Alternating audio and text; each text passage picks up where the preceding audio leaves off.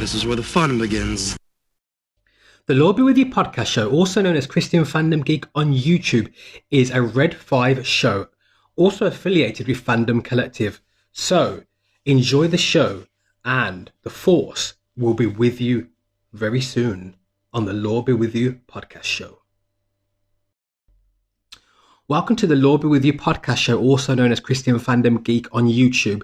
This is our Luke Skywalker versus Ahsoka special, and this is part 2. So I hope you enjoyed part 1. Thank you for listening to part 1. And I love these. I love these sort of stories. This is one on Inverse. I love these sort of stories that, would Luke beat Ahsoka? The two popular characters, they're coming from their own different sort of arc and story, their own heroes' journeys. And it's a lot of fun. It's, I know sometimes we talk about fandom arguments and deconstructing the fandom war, but actually the heart of this show is talking about is having fun, talking about the biblical themes, talking about the great stories of our age, deconstructing archetypes and things like that. And and this is I enjoy these type of episodes probably the most, in a way. A lot of fun. Okay, so here Inverse are asking, did Ahsoka defeat Darth Vader in one timeline? So this is going to be interesting. Okay. Assessing Luke's skills as compared to Ahsoka could be best accomplished by examining how each of them fared against Darth Vader.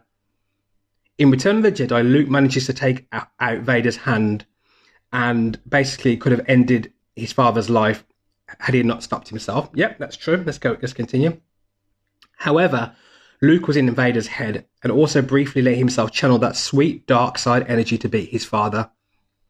The duel between Vader and Luke in Return of the Jedi is emotionally loaded, which makes it similar to the duel between Ahsoka and Vader in Rebels episode Twilight of the Apprentice Part 2. I think I've seen that on YouTube, but I need to watch the episode again. Anyway, let's continue. In that episode, Ahsoka had only just learned that Vader and Anakin are the same person, and yet within her shock, she still manages to cut off part of his helmet, exposing his human eyeball. Let that sink in. Ahsoka was capable of cutting open Darth Vader's helmet during a lightsaber fight. Most fans assumed Ahsoka would have lost this fight if she hadn't been pulled out of time by Ezra Bridger in The World Between Worlds, but maybe she would have won. Okay, so let's just think about that. This is brought in a really interesting concept of the world between worlds. And if you're interested in the world between worlds, there's a good friend of Christian Fandom Geek, a guy called Star Wars Infinite, his channel. He talks about the world between worlds and about Ahsoka, and he's a really good guy as well. He has a really nice channel. He talks a lot about Clone Wars and Rebels. So I'm recommending to go on to Star Wars Infinite on his YouTube channel. Have a look at his episodes. He talks all about the mythology and of the world between worlds. I think it's really useful because the world between worlds could be talking about either different periods of time or parallel worlds, like i.e. multiverse. And I think it's one of the most interesting sort of devices that they've ever used in Star Wars. You could do there's so much great storytelling that you could do in the world between worlds. There's so many characters they could bring back.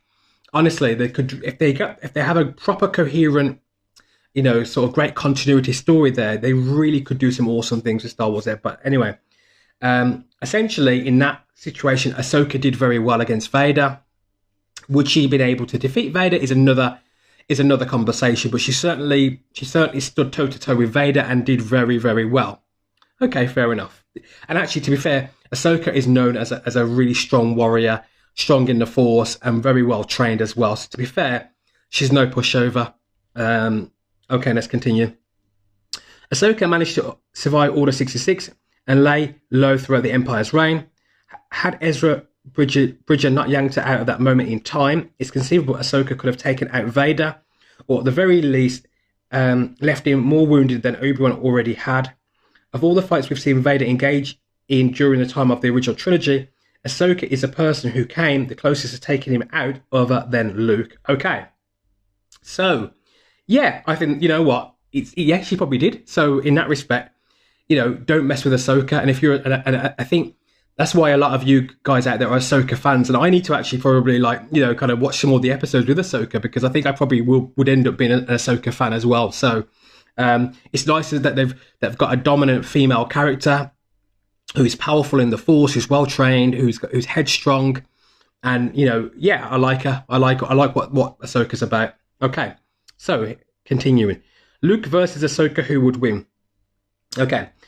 This is what they're saying in verse. You might not think there's a good reason for Luke and Ahsoka to fight each other in canon, but considering that Luke has custody of Grogu and Ahsoka doesn't really care for the Jedi Code, you can easily concoct hypothetical situations in which Ahsoka and Luke do cross lightsabers, either in Mandalorian Season 3 or in the up-and-coming Ahsoka series.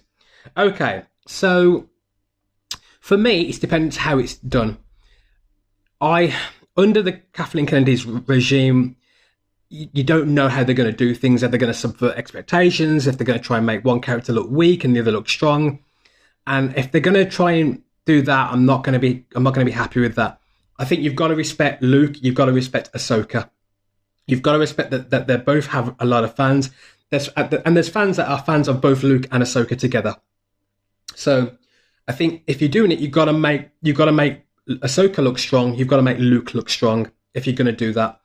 But it's got to be original as well. There's got to be a plausible, good reason for why they're doing that. Maybe you might want to get another Force user involved in it as well.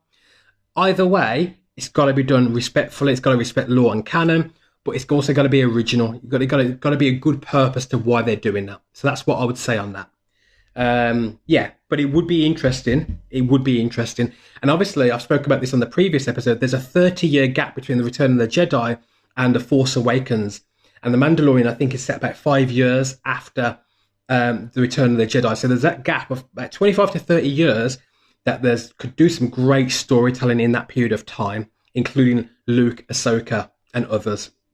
And obviously, in that time, you think about the fact of the Obi-Wan TV show and things like that as well.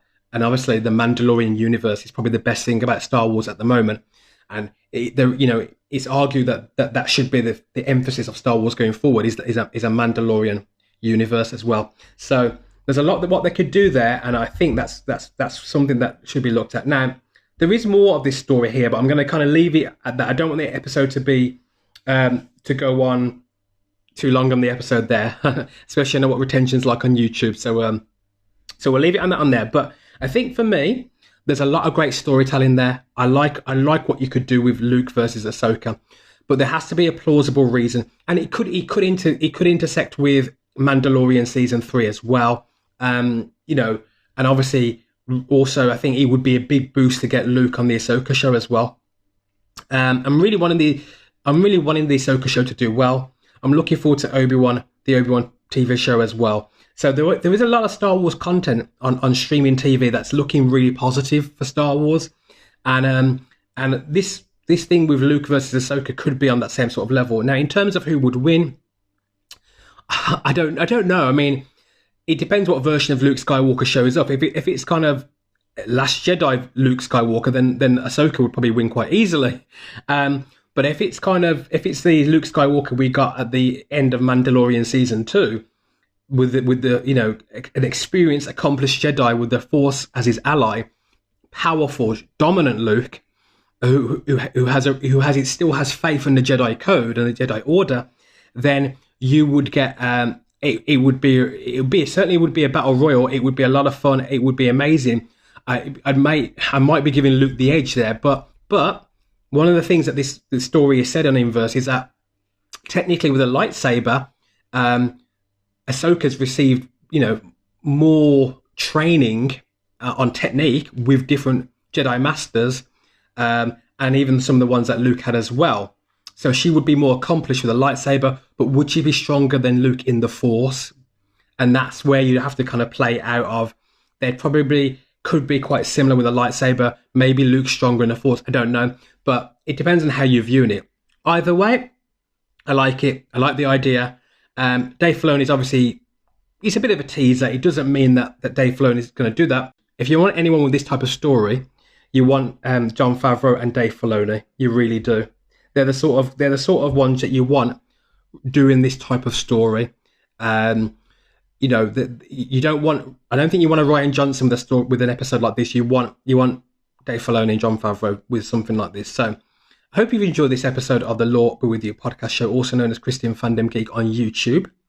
And we will be with you very soon again on the Law Be With You podcast show. You don't know the power of the dark side.